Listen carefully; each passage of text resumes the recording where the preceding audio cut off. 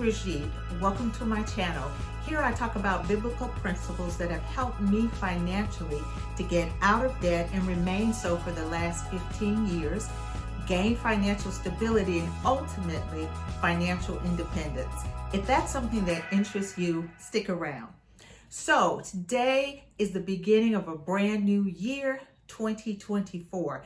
And I thought it would be a great time to talk about 2 actions that you can take right now that will accelerate your wealth journey during this brand new year. So let's get right into it. The first thing that you can do right now is to seek God for direction on your year. That's right, seek God. To pray and talk to God and get some direction. I would recommend that you look at a couple of scriptures and memorize them. And these scriptures should focus on finances. As a matter of fact, I'll just leave some down in the description box that you can check out. And I'd read them all maybe and then see which ones really seem to touch and move you, because it is a personal thing. Now, why do you want to start with God? Well, the first thing is, as Christians, we want to keep a spiritual focus. I don't care how deep we are. Any of us can be tempted by finances. That's when things are bad, because Solomon said, I don't want to be so poor that I curse you. But on the other hand, you don't want to be so financially well off that you become arrogant enough to think that you can do it on your own without God. So we want to keep a spiritual focus.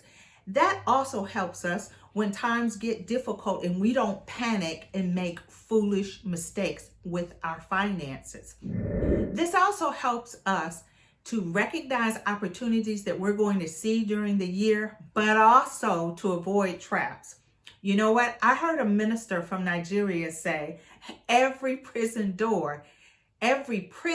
has a door. That's how you enter into a prison. You go through a door. So getting in is not the problem. The problem is the conditions you will encounter once you walk through that door and then exiting that prison.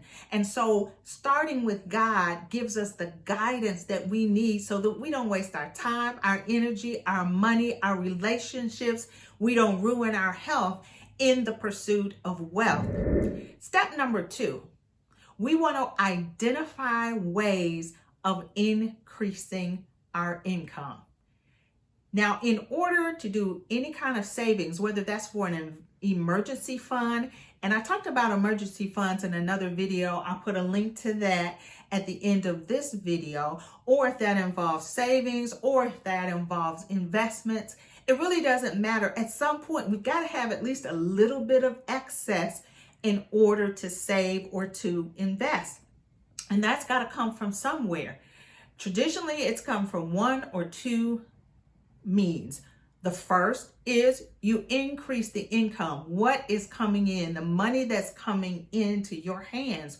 Or 2, you reduce expenses, pay down bills, pay down debt. But either way, that increases the flow of income. Here's my challenge to you. For the next week, I want you to identify at least 5 ways that you could increase income or decrease your expenses. And your goal is going to be, how could I come up with $25 per week? That would be the goal. Now, if you can only come up with 10, that's fine. But the goal should be 25, because that will give you breathing room to invest. Now, that may come from things like looking at some of your bills, like your cell phone bill, like your cable, and trying to decide, how could I reduce that cost? Or it could come from things like, if you already have a business, if you already have a job, could you do some overtime? Doesn't have to be anything amazing, but start right where you are. You know what? There's this scripture, right, in Exodus, and it talks about Moses.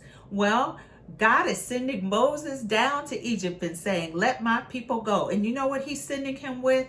A staff, basically a stick in his hand, to go against all of the might, the intellect, and the glory of mighty Egypt. Yeah, he's sending him with a stick. And Moses is not impressed at all. You know why he's not impressed?